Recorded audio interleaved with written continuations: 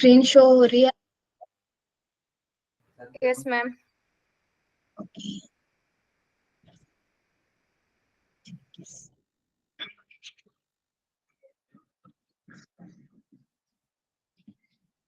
देखिए हमारे जो 6 पॉइंट्स थे वो ये थे। फर्स्ट था योगिक principles, psychological principles, anatomical and physiological principles, muscular coordination, education principles and last था सोशल साइंटिफिक प्रिंसिपल्स। ठीक है, तो हमने योगिक और साइकोलॉजिकल को पूरा पूरा पढ़ लिया था और अभी हम एनाटॉमिकल एंड फिजियोलॉजिकल को पढ़ रहे थे। ठीक है, तो हम शुरू करते हैं। इसमें क्या था, शरीर रचना एवं शरीर क्रियात्मक सिद्धांत। इनके अनुसार भी कुछ चेंजेस होते हैं हमारे टीचिंग मेथड की ये क्या है हमारा, सबसे पहले हमें ये क्लियर होना चाहिए कि अच्छी टीचिंग मेथड की संरचना टीचर को सब विषयों का ज्ञान होना चाहिए, ये ऐसा बता रहे हैं। ठीक है, तो अभी हमने पहले बात करी थी योगिक प्रिंसिपल्स की, कि उनको जब हम योग का कुछ कराते हैं तो उनको किस किस चीज के बारे में पता होना चाहिए। ठीक है, उसके बाद था साइकोलॉजिकल प्रिंसिपल, कि हमें साइकोलॉजिकल भी पता होना चाहिए कि छात्र के मन में, जो स्टूडेंट हैं हमारे, उनके मन में क्या चल रहा है, वो क्या सीख रहे हैं, नहीं सीख रहे, या उनकी जो पूरी न्यूरल एक्टिविटीज है वो उस पे काम कर रही है कि नहीं, ये सब था साइकोलॉजिकल में। ठीक है, उसके बाद बात आती है कि एनाटॉमिको एंड फिजियोलॉजिकल प्रिंसिपल्स, तो वो थोड़ा थोड़ा डिफरेंस होता है हमारा। जैसे योग हम करते हैं तो कुछ जो पोस्चर्स है वो गर्ल्स के लिए बताए जाते हैं कि हाँ वुमन या गर्ल्स को नहीं करने चाहिए, है ना, या फिर बहुत संभल के करने चाहिए, जैसे मयूर आसन ही है ना। तो ये क्योंकि वो क्या है, थोड़ा सा डिफरेंस है हमारे शरीर रचना, एनाटॉमिकल जो हमारा पूरा एनाटॉमिकल एनाटॉमी है जो गर्ल्स की और बॉयज की, वो थोड़ी अलग है। तो उसी के हिसाब से हमें कुछ कुछ आसन प्राणायाम आसन करने को मना किया जाता है। तो इसके बारे में फिर हम बात कर रहे थे कि जैसे age and gender both are important component. Age differences, gender difference, मतलब वो अलग अलग चीज है। किसी की एज, अब कोई 70 साल का है तो हम उनको ऐसे आसन नहीं करा सकते जो हम एक 15 साल के बच्चे को करा सकते हैं। तो इस पे ये बहुत अलग अलग चीज है। जैसे कि जेंडर डिफरेंसेस, जैसे मैंने आपको बताया कि हम कुछ आसन गर्ल्स को नहीं करा सकते, आराम से कर सकते हैं। ठीक है, तो ये थोड़े से डिफरेंसेस हैं। तो फिर हमने उनकी बात की थी कि जैसे उनकी bones bones tissues and ankle उतने बलवान नहीं होते। ठीक है, ये वुमन के बारे में बात हो रही है। तो वुमन में एडिपोज टिश्यू ज्यादा होता है, मीन्स जो फैटी टिश्यू है वो ज्यादा होता है वुमेन्स में। तो मस्कुलर मीन्स बोन वेट। तो मसल्स मीन्स जो मैन है उनकी बोन वेट 41.8% है, और वुमन का जो बोन वेट है वो 35.8% है। तो डिफरेंस आपको अलग से दिख रहा था, इसका 35 और उनका 41। ठीक है, उसके बाद आता है एडिपोज टिश्यू इन वुमन, वो कितना है 28.2%, और मेंस में कितना है 18.2%। तो पूरा इतना सारा डिफरेंस आता है 10% का। ठीक है, तो अब हम आगे चलते हैं। तो इसमें क्या है, muscular strength, muscular tissue, max fat, मतलब मस्कुलर कार्यक्षमता कम। अगर मस्कुलर स्ट्रेंथ, मस्कुलर टिश्यू के में क्या बताया है कि जिनका फैट ज्यादा है ना, ज्यादा फैट होगा मसल्स में तो उनकी कार्यक्षमता कम होगी। ठीक है, तो जैसे हमने अभी देखा था वुमेन में फैट ज्यादा होता है, उनकी कार्यक्षमता कम है। और जिसका मिनिमम फैट होगा, जितना कम फैट होगा उसकी कार्यक्षमता ज्यादा होगी। जैसे कोई पतले से लोग होते हैं, लीन बॉडी होती है जिसकी, वो जल्दी जल्दी बहुत सारे काम कर लेते हैं, फटाफट चलेंगे तेज तेज, ऐसा। ठीक है, और जो थोड़े हाँ ठीक है हेल्दी है थोड़े, तो वो थोड़ा धीरे धीरे काम करेंगे। तो बस इतना डिफरेंस है। उसके बाद है एब्डोमिनल वॉल, फीमेल्स में वीकेंड होती है बिकॉज ऑफ रिप्रोडक्टिव ऑर्गन्स के कारण मसल टोन कम होती है। मीन्स वुमेन्स में जो रिप्रोडक्टिव ऑर्गन्स है, तो उसकी वजह से जो एब्डोमिनल वॉल है वो थोड़ी वीक होती है, क्योंकि हमारे सारे रिप्रोडक्टिव ऑर्गन्स वहां पे है, तो हम उस पे उतना ज्यादा प्रेशर नहीं दे सकते जैसे मैन दे सकते हैं। ठीक है, तो ये इसमें थोड़ा सा डिफरेंस है। उसके बाद लंबर रीजन भी छोटा होता है, ये आप ना छोटे छोटे पॉइंट्स लिख लीजिए। इनमें से ऐसे ही क्वेश्चंस बन जाएंगे कि इसमें क्या, जैसे कि मैं अभी बताऊंगी। लंबर रीजन भी छोटा होता है और थोरेसिक भी छोटा होता है। वुमन में लंबर और थोरेसिक रीजन छोटे होते हैं। ठीक है, मेन की अगर हम बात करें तो उनके डिफरेंशिएशन करें तो that's why lordosis problem in womens. तो इसीलिए उनको जो बहुत ज्यादा प्रॉब्लम होती है, ये जो पेन होता है, बैक एक होता है, लोडोसिस वाली जो प्रॉब्लम है, क्योंकि उनका लंबर भी छोटा है और उनका थोरेसिक भी छोटा है, तो वहां पे लोडोसिस की प्रॉब्लम आ जाती है वुमेन्स में ज्यादा। उसके बाद है लंबर रीजन मेल का, एक जो एंगल बनता है।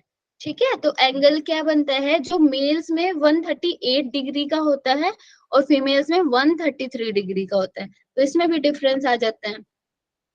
इसीलिए वुमेन्स को ज्यादा ज्यादा प्रॉब्लम होती है बैक एक की हमेशा। ठीक है, उसके बाद है मसल्स टोन्ड होने पर बैलेंस, सर्कुलेशन एंड न्यूरोग्लैंडुलर प्रोसेस में सुधार आता है। तो जब मसल हमारी टोन्ड होगी तो उससे क्या होगा, हमारा बैलेंस, सर्कुलेशन एंड न्यूरोग्लैंडुलर, न्यूरो और ग्लैंड्स में जो हॉर्मोन्स, हॉर्मोन्स रिलेटेड जो है उनमें सुधार आता है जितनी ज्यादा मसल टोनिंग होगी। उसके बाद है जो लंबे टाइम से कुछ नहीं करते उनकी मसल कार्य क्षमता कम हो जाती है। जो बहुत लंबे टाइम से जिन्होंने कुछ काम नहीं किया, ऐसा फिजिकल वर्क नहीं किया, तो उनकी मसल्स की कार्य क्षमता कम हो जाती है। जो एक ये थ्योरी है ना कि अगर हम किसी चीज का एक का यूज नहीं करते तो वो धीरे धीरे खत्म ही हो जाती है। तो वही यहाँ पे आता है कि जब हम लंबे समय से कोई शारीरिक क्रिया नहीं कर रहे, तो क्या हो गया, हमारी बॉडी को पता चल गया कि भाई हम इससे कुछ काम, ऐसा कुछ काम नहीं कर रहे, तो इसकी कोई जरूरत नहीं है, तो वो उसकी कार्य क्षमता कम हो जाती है खुद ब खुद।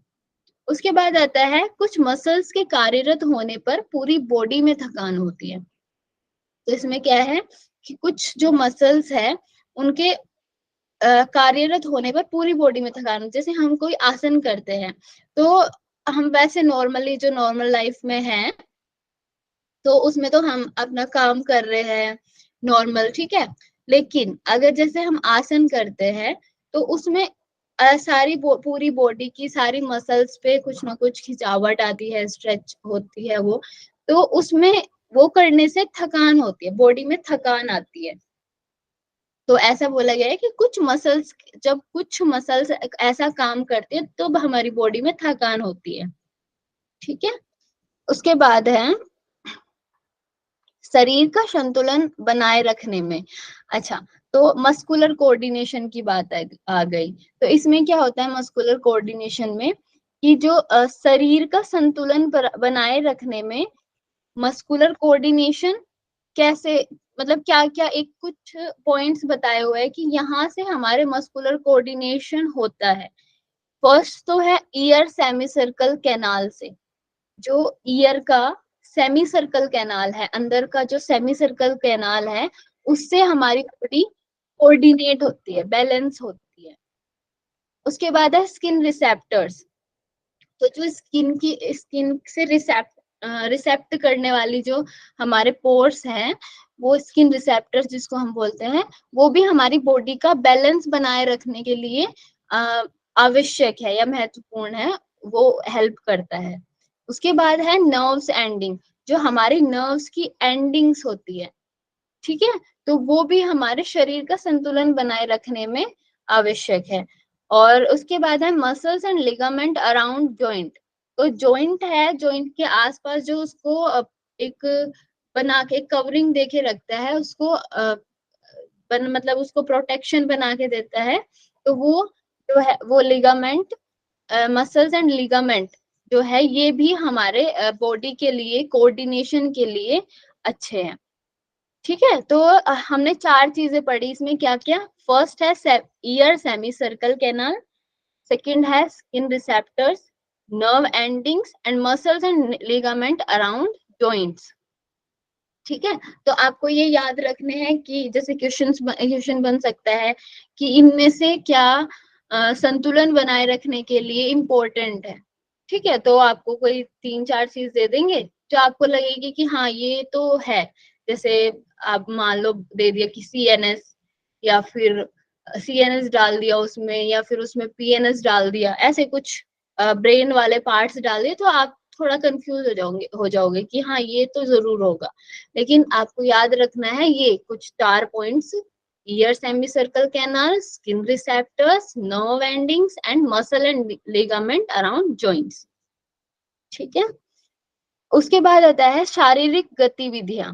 जब हम कुछ फिजिकल काम करते हैं तो उसमें हमें मैक्सिमम एनर्जी चाहिए, और जब हम शिथिलात्मक गतिविधियां मतलब हम कुछ रिलैक्स करते हैं तो हमें उसमें मिनिमम एनर्जी चाहिए।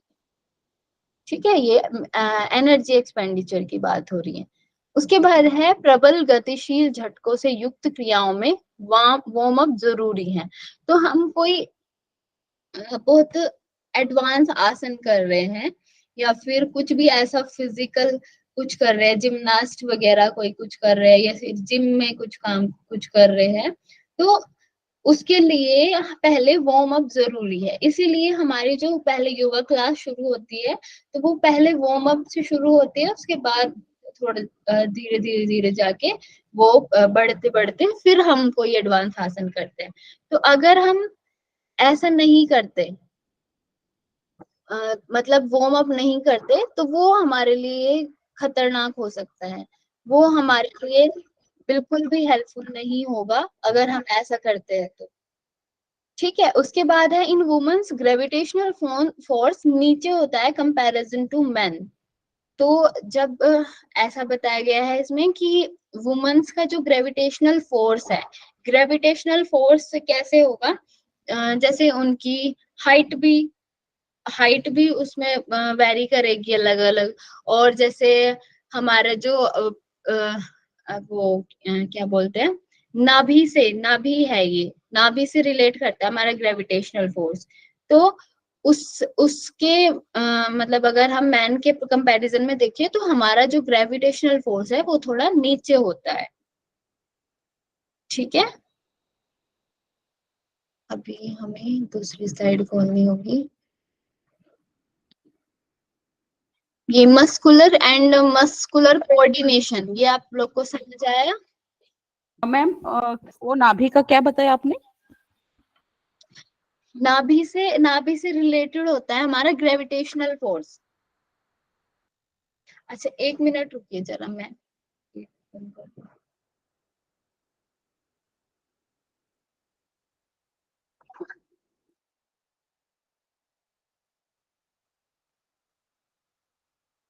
हेलो, हाँ जी। मैं बता रही हूँ ग्रेविटेशनल फोर्स वो नाभि से रिलेटेड होता है। हमारी नाभि जितना मतलब नीचे होगी ऐसा बोल सकते हैं, तो उतना ही ग्रेविटेशनल फोर्स ज्यादा लगेगा। अच्छा, मैं इसको थोड़ा सा एक बार क्लियर करूंगी, ये थोड़ा सा मुझे भी क्लियर नहीं हो रहा अभी। ओके। मैंने पढ़ा है कॉन्सेप्ट, लेकिन थोड़ा सा क्लियर करना पड़ेगा मुझे ये, नहीं तो फिर मैं कुछ गड़बड़ बताऊंगी तो फिर दिक्कत हो जाएगी। ठीक है, तो अभी हम आगे चलते हैं। और कुछ इनमें से कोई और पॉइंट समझ में नहीं आया तो बता दीजिए।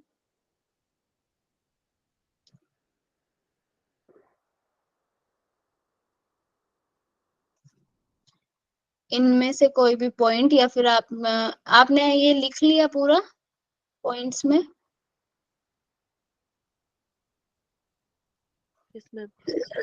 चलिए हम आगे करते हैं तो।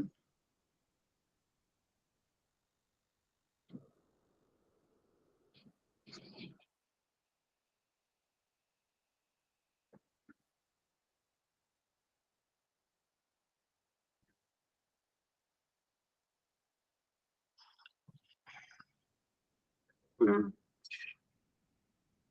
एक मिनट।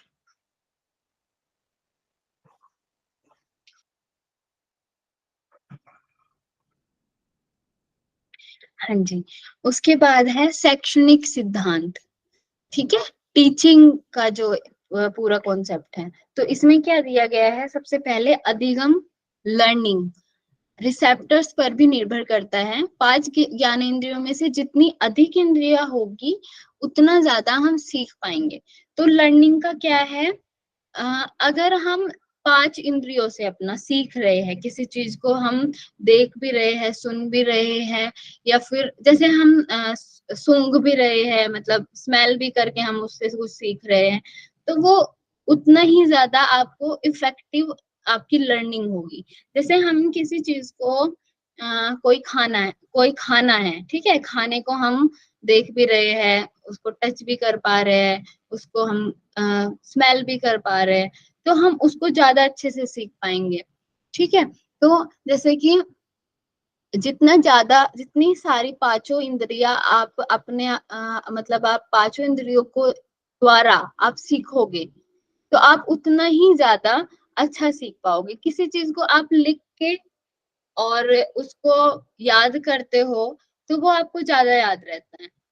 ऐसा होता है ना कि हम किसी चीज को लिख रहे हैं, बार बार उसको कॉपी में लिख रहे हैं, या फिर उसको बार बार सुन रहे हैं, तो हमें ज्यादा वो चीजें ध्यान में रहेगी रहेगी ऐसा नहीं कि बस आपने उसको देखा और आपने बस, मतलब आपने देखा उसको और आपको वो याद हो गई, ऐसा नहीं होता। लेकिन आप देख रहे हो, सुन रहे हो, साथ में उसको लिख भी रहे हो, तो वो आपको ज्यादा याद रहेगी।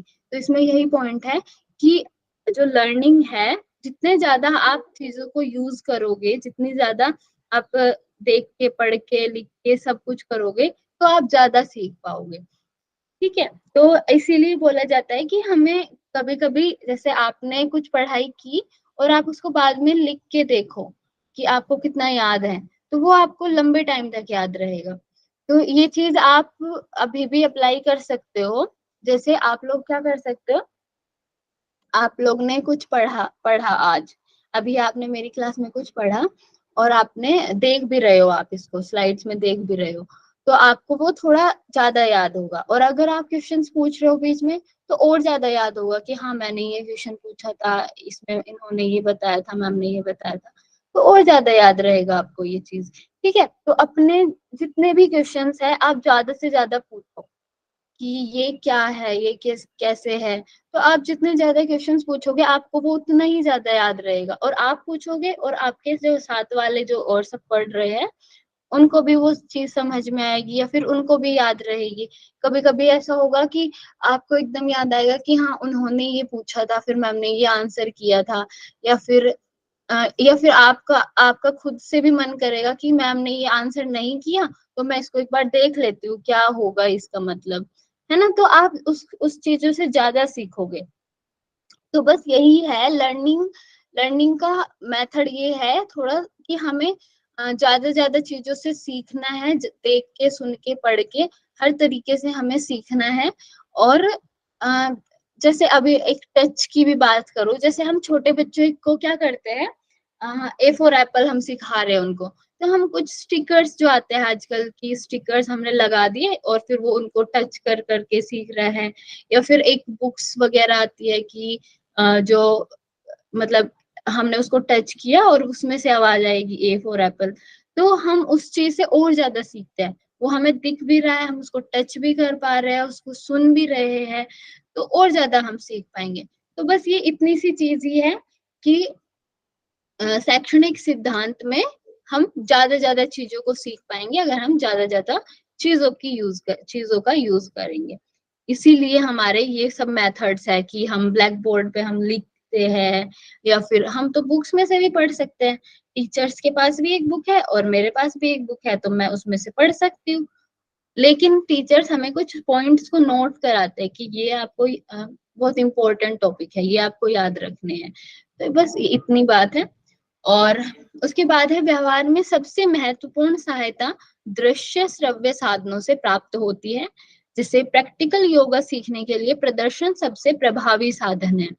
तो इसमें क्या बताया है कि जब हम कुछ चीज को सीखते हैं, व्यवहार में सबसे महत्वपूर्ण सहायता मतलब क्या है कि जैसे हम कुछ प्रैक्टिकली जब सीखते हैं, तो उसमें दृश्य और श्रव्य मतलब हम देख भी रहे हो और सुन भी रहे हैं, तो वो हमें ज्यादा सीखने को देती है। सीखने के लिए प्रदर्शन सबसे प्रभावी साधन है। तो क्या करते हैं हमारे जो टीचर्स हैं, जो हमारे योगा टीचर्स हैं, वो क्या करते हैं, हमें वो खुद से भी करते हैं प्रैक्टिस को, और हमें भी इंस्ट्रक्शंस देते हैं, तो हम उसको ज्यादा अच्छे से सीख पाते हैं। अगर ऐसा होगा, या फिर ऐसा होता भी है कभी कभी, ये हम सबने शायद एक दो बार तो कर लिया होगा ऐसा फील, कि जब हमारे टीचर्स बस इंस्ट्रक्शंस देते हैं, वो खड़े हैं और या फिर घूम रहे हैं और हमें इंस्ट्रक्शंस बस दे रहे हैं, तो हम उस चीज को ना थोड़ा धीरे सीख पाते हैं, समझने में हमें थोड़ा टाइम लगता है, या फिर जैसे उन्होंने बोला और फिर हम उसको समझेंगे और फिर हम उसको करेंगे, तो थोड़ा सा वो टाइम टेकिंग होगा और हमें सीखने में भी थोड़ी अ, होगा इससे की दिक्कत होगी। लेकिन अगर हमारे टीचर्स भी सामने कर रहे हैं और हमें इंस्ट्रक्ट कर रहे हैं और हम भी कर रहे हैं साथ में, तो वो ज्यादा प्रभावी होगा, ज्यादा प्रभावी साधन है वो। ठीक है। और अभ्यास करने से पहले छात्र स्वयं उसको पढ़कर और समझकर जाता है, तो वो सीखने में और ज्यादा आसान हो जाता है, उसके अच्छे परिणाम भी मिलते हैं। तो एक सबसे अच्छा टॉपिक ये है कि हम कभी, बहुत कम बच्चे ऐसा करते हैं कि जो टीचर्स पढ़ाने जा रहे हैं उसको पढ़ के जाए पहले से। तो ऐसा अगर हम ऐसा करें कि हमारे टीचर, हमें पता है कि कल हमारा ये टॉपिक होने वाला है, तो अगर आप उसको बस जस्ट अपनी आंखों से निकाल लो कि हाँ ये है इसमें पॉइंट, वो ज्यादा डीपली नहीं पढ़ना है, लेकिन हाँ आपने निकाल लिया आंखों से, तो वो आपके अच्छे से समझ आएगा। मैम एक बार, कोई भी टीचर आपको एक बार पढ़ाएगा और वो आपको एकदम से याद हो जाएगा, या फिर आपको एकदम समझ आ जाएगा, और आपके पास कुछ क्वेश्चंस भी होंगे उससे रिलेटेड, तो आप उसी टाइम अपने क्वेश्चंस को पूछ सकते हो, और टीचर भी उसको और ज्यादा अच्छे से समझा पाएंगे।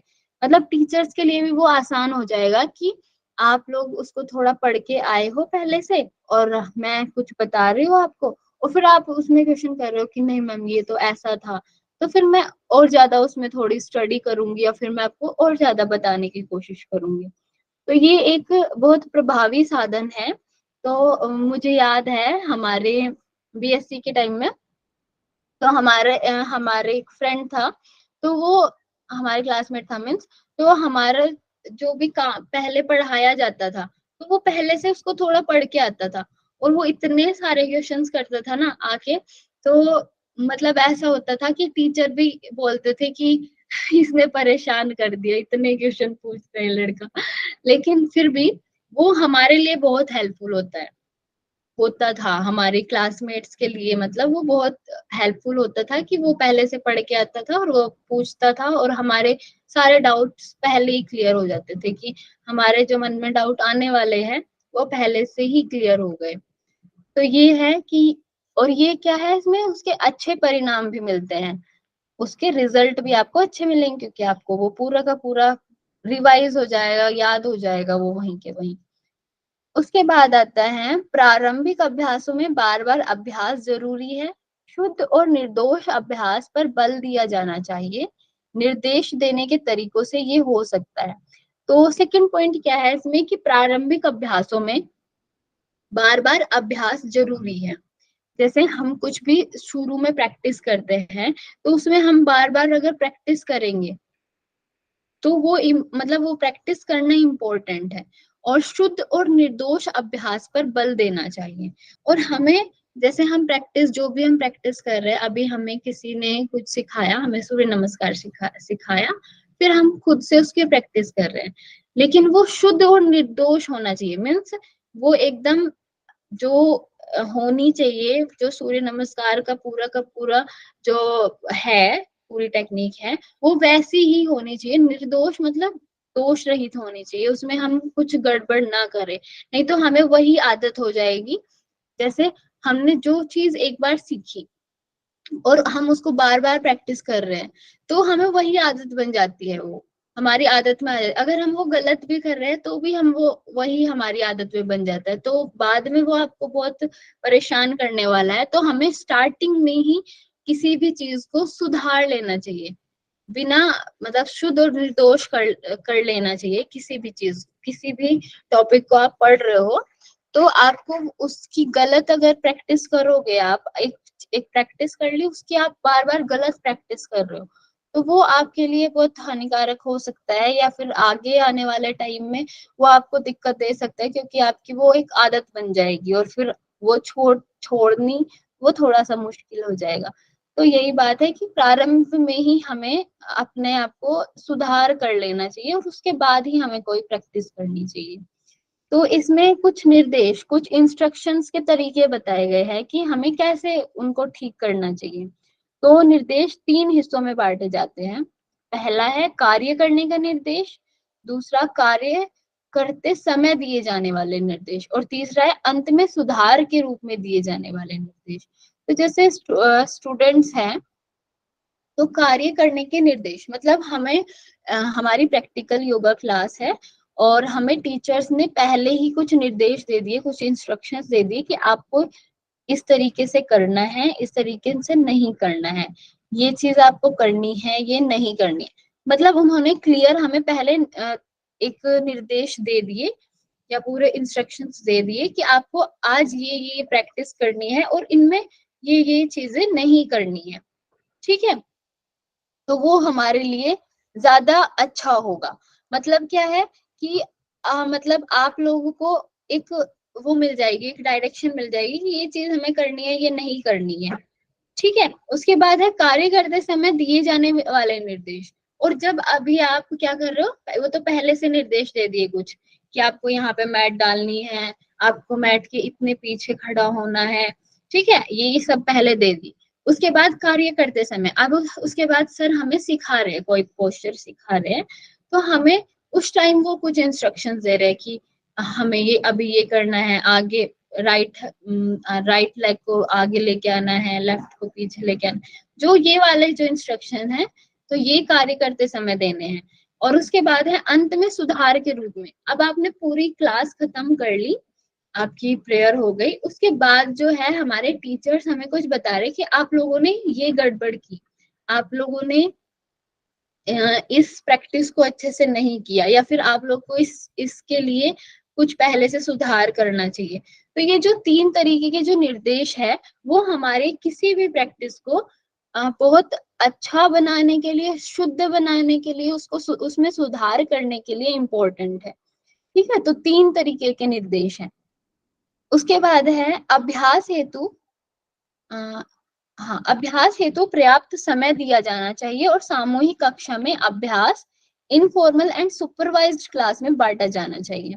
तो क्या है इसमें कि जो हम कोई भी प्रैक्टिस करते हैं, तो उसके लिए हमें फिर से अपने आप के लिए भी समय देना चाहिए। जैसे हमें टीचर्स ने करा दिया एक बार योगा, उसके बाद 1 घंटा, मान लो हमें 1 घंटा योगा करा दिया, और फिर उसके बाद हमें शाम को बोला गया कि शाम को आपको सेल्फ प्रैक्टिस करनी है। तो होता है ऐसा मोस्टली कॉलेजेस में कि आपको शाम को बोलते हैं कि आपको सेल्फ प्रैक्टिस करनी है। तो ये जो समय है, ये भी हमें पर्याप्त समय देना चाहिए खुद की प्रैक्टिस के लिए भी। ठीक है, ऐसा नहीं कि बस हमें क्लास में जो सिखाया और वहीं पे आपने वहीं तक आपने किया, उसके बाद आपने अपनी खुद की प्रैक्टिस नहीं की। क्योंकि हम सेल्फ प्रैक्टिस से बहुत सारी चीजें सीखते हैं। जैसे मैं अभी आपको कह भी रही हूँ कि आप लोग खुद से एक बार बुक में से पढ़ो तो आपको और ज्यादा चीजें समझ आएगी। ठीक है, तो इसका यही मतलब है कि आप लोग को और ज्यादा चीजें क्लियर होगी आप जब खुद से पढ़ोगे। और वही बहुत ज्यादा समय समय आपका नहीं लगेगा उसमें, बट आपको सेल्फ एनालिसिस होगा कि हाँ आपको ये पढ़ना है, या फिर ये बहुत इंपॉर्टेंट चीज है। ठीक है, तो ये यही है। उसके बाद क्या है कि सामूहिक कक्षा में अभ्यास इनफॉर्मल एंड सुपरवाइज्ड क्लास में। एक तो होना चाहिए सामूहिक, जब ग्रुप क्लास हो रही है तो उसमें थोड़ा इनफॉर्मल अभ्यास भी जब हम खुद से करें कि मतलब हर किसी की बॉडी टाइप अलग अलग है, तो किसी को बहुत ज्यादा जरूरत है वार्म अप की, और किसी किसी को थोड़े सा वार्म अप करके भी उनका काम हो जाता है। तो वही बात है कि इनफॉर्मल मीन्स ऐसा नहीं कि बस आपको जो एक वार्म अप कराना है वो ही सारे बच्चे करेंगे। हर कोई अपना सेल्फ कर सकता है कि हमें ये वाला वार्म अप करना है, हमें ये करना है, या फिर हमें सीधा एडवांस करना है। तो वही थोड़ा इनफॉर्मल होनी चाहिए क्लास, और थोड़ी सुपरवाइज्ड होनी चाहिए। सुपरवाइज्ड मतलब एक आसन हर किसी को सिखा रहे हैं और सर या टीचर उसमें सुपरविजन कर रहे हैं। ठीक है, तो दो हिस्सों में बांटनी चाहिए सामूहिक कक्षा। उसके बाद है सीखने में प्रोग्रेस लर्निंग जरूरी है कि क्रिया को सरल से जटिल व ज्ञात से अज्ञात होना चाहिए। तो जब हम सीखते हैं, कोई भी लर्निंग करते हैं, तो लर्निंग में प्रोग्रेस लर्निंग जरूरी है। मतलब शुरुआत से आखिर तक आपको कैसे जाना है, एक छोटी सरल चीज से जटिल की ओर लेके जाना है। जैसे मैंने आपको उस दिन भी एग्जाम्पल दिया था, A4 एप्पल से और फिर APPLE ये वाले एप्पल तक जाना है। तो क्या है, सरल से एक छोटे वर्ड से और फिर हमें जटिल की तरफ जाना है। ये एक प्रोग्रेस लर्निंग है। उसके बाद है ज्ञात से अज्ञात होनी चाहिए। मतलब हमें कुछ चीज का पता है और कुछ चीज का नहीं पता है। ठीक है, तो मतलब एक चीज के बारे में हमें नॉलेज है और फिर हमें उससे, उस नॉलेज से धीरे धीरे लिंक करते हुए हमें अज्ञात, जो हमें नहीं पता, उस नॉलेज तक जाना चाहिए। ठीक है, जैसे हमें कुछ एनाटॉमी की हमने पढ़ा है, ब्रेन के बारे में हमने पढ़ा है, तो हमें CNS के बारे में पता है। ठीक है, PNS के बारे में पता है, ANS के बारे में थोड़ा सा पता है। तो हमने इन सबको लिंक करते करते फिर हम ANS से फिर हम उसमें जाएंगे कि उसके दो पार्ट होते हैं, सिंपैथेटिक, पैरासिम्पैथेटिक। तो वही बात है कि हमें धीरे धीरे जो चीज हमें पता है उससे लिंक करते हुए हमें दूसरी चीज, अज्ञात चीज तक जाना है। ठीक है, ये एक सिद्धांत हो गया। उसके बाद है, ठीक है, आपकी 4th कंप्लीट हो जाएगी आज। उसके बाद है सीखने की प्रभावी प्रक्रिया पूर्ण विधि व अंश विधि के संयोजन से होती है। तो जो सीखने की एक प्रभावी प्रक्रिया, मतलब इन्होंने क्या बताया कि सीखने के क्या क्या तरीके हैं। तो अब इसमें क्या बता रहे हैं कि एक प्रभावी प्रक्रिया क्या है, वो है पूर्ण विधि व अंश विधि के संयोजन से होती है। एक पूर्ण विधि है और एक क्या बोलते हैं उसको, एक अंश विधि है। ठीक है, तो इनका यूज क्रिया की जटिलता पर निर्भर करता है।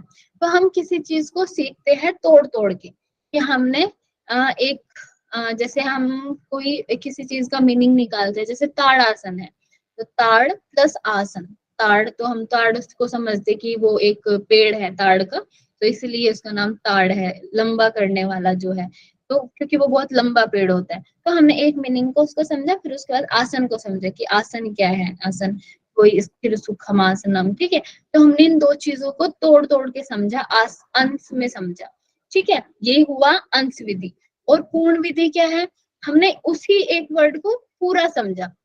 ठीक है, तो ये हुई पूर्ण विधि। तो इनका यूज क्रिया की जटिलता पर निर्भर करता है कि हम क्या इनका यूज कैसे क्रिया की जटिलता पर निर्भर करेगा कि हम क्या सीख रहे हैं। जैसे हम एक छोटी सी चीज सीख रहे हैं कि अगर हम सीख रहे हैं एप्पल, एप्पल क्या है, ठीक है, एप्पल हमने सीखा। और दूसरा हम सीख रहे हैं कि योग अभ्यास क्या है। ठीक है, तो ये दो चीज अलग अलग हुई। एप्पल को हम पूरा सीख सकते हैं, एप्पल, ठीक है, ये है। और उसके बाद आता है ये योग अभ्यास, तो ये हम इसको छोटा छोटा तोड़ तोड़ के सीखेंगे, योग क्या है, अभ्यास क्या है। ठीक है, तो ये हम क्या, किस पे निर्भर करता है कि वो क्रिया क्या है, जटिल है कि सरल है, मतलब इजी है या बहुत टफ है। तो उस चीज को हम डिफरेंशिएट करेंगे उनसे कि हमें कैसे सीखना है। अब सबसे पहला है शकल विधि। तो इन्होंने 3 विधियां दे दी इसमें। तो सबसे पहले है सकल विधि, उसके बाद है अंश विधि और प्रगामी विधि। तो शकल विधि जो है पूरा प्रस्तुत किया जाता है इंटेलिजेंट स्टूडेंट्स। अच्छा, तो इसमें क्या होता है, सकल विधि में होता है कि हमें पूरा का पूरा एक, जैसे मैंने आपको बताया था लास्ट टाइम डिस्क्रिप्शन वाला, कि हमें एक चीज को पूरा पढ़ा दिया, ठीक है, पूरा प्रस्तुत कर दिया। तो वो उनके लिए इजी है जो थोड़े परिपक्व स्टूडेंट्स हैं, मतलब इंटेलिजेंट है जो थोड़े स्टूडेंट्स, तो उनके लिए तो ये बहुत सही है सकल विधि। लेकिन जो थोड़े ठीक है कि उनको उतना ज्यादा अच्छे से समझ नहीं आ पा रहा, तो वो उनके लिए थोड़ा सा मुश्किल हो जाएगी। उसके बाद है अंश विधि। अंश विधि में क्या है, सरल से जटिल की ओर ले जाने वाला। तो ये है वो वाली विधि जो हम बात कर रहे हैं ना, कि ज्ञात से अज्ञात या फिर प्रोग्रेशन वाली विधि, तो सरल से छोटी चीज से फिर बड़ी की तरफ लेके जाता है। डिफिकल्ट प्रॉब्लम्स के लिए, कोई डिफिकल्ट जो प्रॉब्लम्स हैं उनको इजीली सोल्व कर सकते हैं हम, ठीक है। उसके बाद है प्रगामी विधि। इसमें एक एक अंशों को पढ़ाकर फिर सबको जोड़ते हुए समझाते हैं। इसमें क्या है, जैसे हमारे कुछ क्वेश्चंस आते हैं, कोई लॉन्ग क्वेश्चंस अगर हमारे आते हैं, तो उनमें क्या करते हैं कि बता देते हैं योग क्या है, योग की परिभाषा सारे जो हमारे टेक्स्ट हैं उनके अनुसार लिखिए। दो क्वेश्चन बने। उसके बाद तीसरा दे देंगे कि श्रीमद् भगवत गीता में योग की डेफिनेशन को समझाइए, ठीक है। ये 3 क्वेश्चंस दे दिए और फिर इनको मिला के हमें दे दिया कि ये आपको लॉन्ग क्वेश्चन करना है। तो ये वही है कि हमें छोटे छोटे अंशों को मिलाकर, छोटे छोटे जो छोटे अंश है उनको मिलाया, इन अंशों को, और हमने उनको एक साथ इकट्ठा करके उसको समझा दिया, ठीक है, या फिर उसको दे दिया। तो ये इजी टू यूज है, मतलब हम इसको आराम से यूज कर सकते हैं। और ये ऐसी विधि है कि हम उसको किसी भी बच्चे को हम छोटा छोटा उसको समझा के और फिर एक बड़ी चीज को समझा सकते हैं। तो ये है प्रगामी विधि, ठीक है। आप सबको ये क्लियर हुई?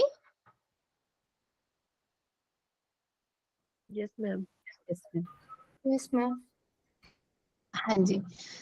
उसके बाद हम पढ़ते हैं समाज वैज्ञानिक मूल्य, जो हमने पढ़ा था ना, साइंटिफिक, सोशल साइंटिफिक। तो इसमें क्या बताया है कि इसकी उपयोगिता केवल जीवन यापन के संबंध में ही नहीं, बल्कि व्यवहारिक रूप से सुख से सफल जीवन कराने में भी आवश्यक है। तो ये ना, इसमें योग के बारे में बात की गई है कि हमारा ऐसा नहीं है कि जैसे योग के बारे में इसमें बात की है कि योग सिर्फ ऐसा नहीं है कि हमें व्यवसाय के रूप में ही देखना है, लेकिन वो उसका क्या है कि बल्कि बल्कि व्यवहारिक रूप से सुख से सफल जीवन कराने में भी आवश्यक है। तो योग को हमें बस उस तरीके से नहीं देखना कि वो हमारा जीवन यापन कराने में हेल्पफुल है या फिर हमें कुछ अर्न करने को देगा, ऐसा नहीं है। बल्कि इसको हमें व्यवहारिक रूप से सीखना है कि हमारे कुछ बिहेवियर में चेंज होता है, क्योंकि योग ऐसा सब्जेक्ट नहीं है कि बस हम उसको पढ़ेंगे और हम कुछ अर्न करने के लिए सिर्फ हम उसको करेंगे, पढ़ेंगे, लेकिन वो क्या करता है, हमारी पर्सनैलिटी पे इफेक्ट डालता है, ठीक है। तो इसमें यही बात की गई है कि ये सिर्फ जीवन यापन के लिए नहीं, बल्कि व्यवहारिक रूप से सुख से सफल जीवन जीने के लिए भी आवश्यक है। हम सुख से जिए, है ना। इसमें यही सिखाया जाता है कि हमें सुख से कैसे जीना है। अपनी हर कोई जी रहा है, लेकिन वही है, उनके पास सुख चैन नहीं है। तो इसीलिए हम सोचते हैं कि हम योग में कम से कम अपने व्यवहारिक रूप से खुश रहे, हम उसको करके, उसको सीख के। उसके बाद है व्यवहारिक उपयोग में स्वास्थ्य रक्षा, शारीरिक स्वास्थ्य जीवन में सुख प्रदान करते हैं। तो इसमें यही बात की गई है फिर से कि व्यवहारिक उपयोग में हम उसको कैसे ले सकते हैं, योग को स्वास्थ्य रक्षा के लिए, अपने खुद के स्वास्थ्य की रक्षा के लिए, शारीरिक स्वास्थ्य के लिए, फिटनेस के लिए, या फिर जीवन में सुख प्रदान करते हैं ये, ठीक है, या फिर जीवन में सुखी रहने के लिए। तो ये इसमें सामाजिक मूल्य इसका दिया गया है।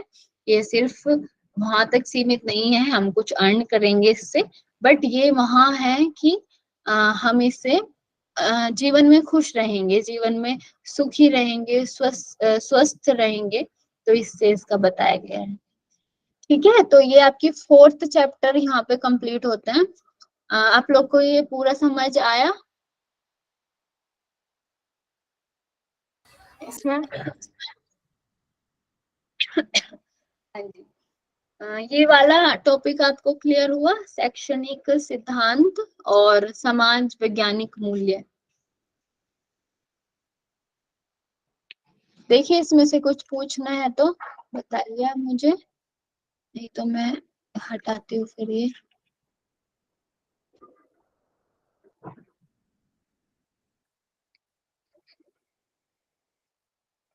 हाँ जी, समझ आया है ये? बताइए सब। Yes ma'am. ठीक है। तो अभी आप लोग का टाइम भी हो गया है, फिर हम कल से शुरू करेंगे 5th चैप्टर जो है क्लास मैनेजमेंट का। ठीक है, तो उसमें से बहुत सारे क्वेश्चंस बनते हैं, हर बार बनते हैं उसमें से क्वेश्चंस, कि हाँ जो बोलते हैं ना कि इसमें से तो जरूरी बनेंगे कि हमें कैस किस तरह बिठाना चाहिए, छोट अगर कम लोग हैं तो कितने कैसे बिठाना चाहिए सेमी सर्कल में, ये वाला ये चैप्टर है क्लास मैनेजमेंट। तो हर साल इसमें से क्वेश्चंस बनते हैं, और मैं आपके पास 2-4 दिन में, हमारा शायद ये हो जाएगा, 5-6 दिन में कंप्लीट हो जाएगा। तो उसके बाद हम क्वेश्चंस भी करेंगे पहले जो है। ठीक है, और और कोई इससे रिलेटेड कोई प्रॉब्लम है तो बताइए। मैम वही वो प्राणायाम का जो है ना, ऑक्सीजन का वो, और वो नेवल का वो 2 क्लियर कर दीजिए, बाकी सब क्लियर है। हाँ जी, हाँ जी। ठीक है मैम, मैं कल इसको आपको क्लियर करती हूँ। Okay ma'am, thank you. हाँ जी। और किसी को कोई क्वेश्चन या कोई भी क्वेरी?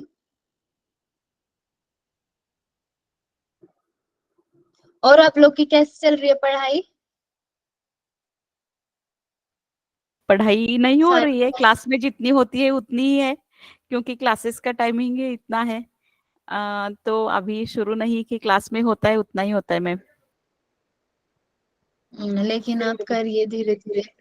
संडे तो शायद आपका ऑफ था ना पूरा क्लासेस? संडे को इस टाइम क्लासेस थे हायर एजुकेशन के मैम, 2 घंटे ही थे। लेकिन हम्म। क्या होता है, घर में भी थोड़ा बहुत कुछ काम होता है ना संडे के लिए वो भी होता है, जो हाउस वाइफ्स है हम्म। उनके लिए, हमारे लिए वो नहीं होता। संडे हमें ज्यादा बड़ा लगता है, ऐसा लगता है पता नहीं कितना काम है। यस हाँ जी।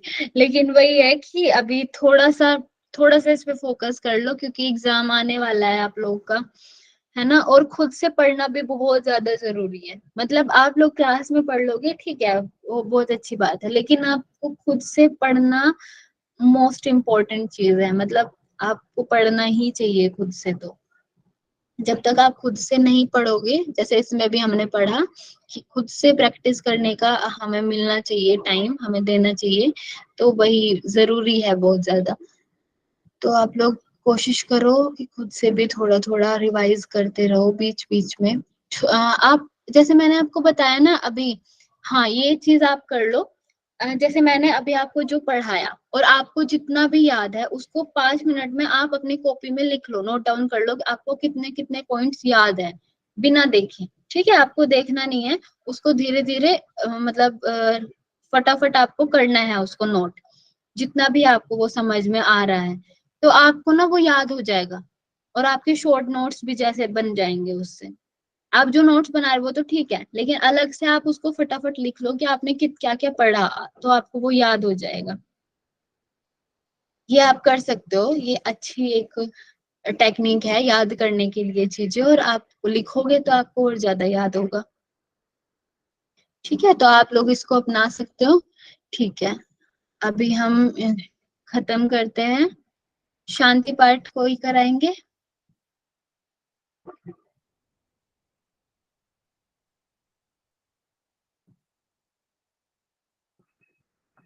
साक्षी जी? जी मैम, करा देती हूँ। सभी किसी भी ध्यानात्मक आसन में बैठ जाएंगे। कमर गर्दन सीधी, आंखें कोमलता से बंद करेंगे। मन शांत। गहरा लंबा श्वास लेंगे और प्रश्वास के साथ ओम उच्चारण। ओम।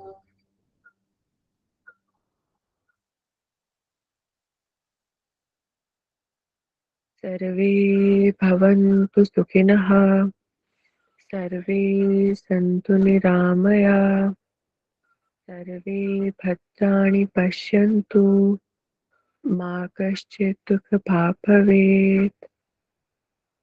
दोनों हाथों का घर्षण करेंगे, आंखों पर रखेंगे, धीरे से आंखें खोलेंगे। सभी को हरिओम। जी, थैंक यू साक्षी जी। ठीक है, thank you to all. Thank you ma'am. हरिओम मैम। जी, हरिओम।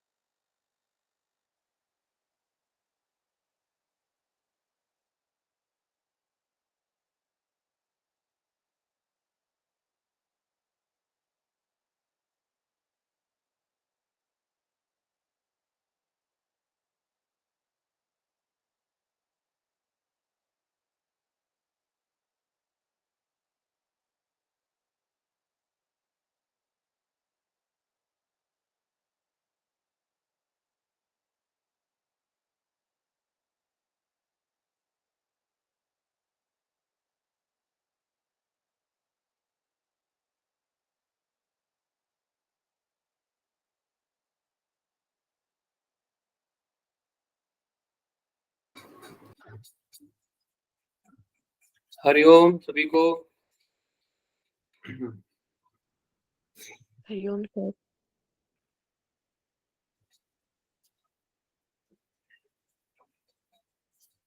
सर रिकॉर्डिंग ऑन है पिछली क्लास की। रिकॉर्डिंग ऑन है?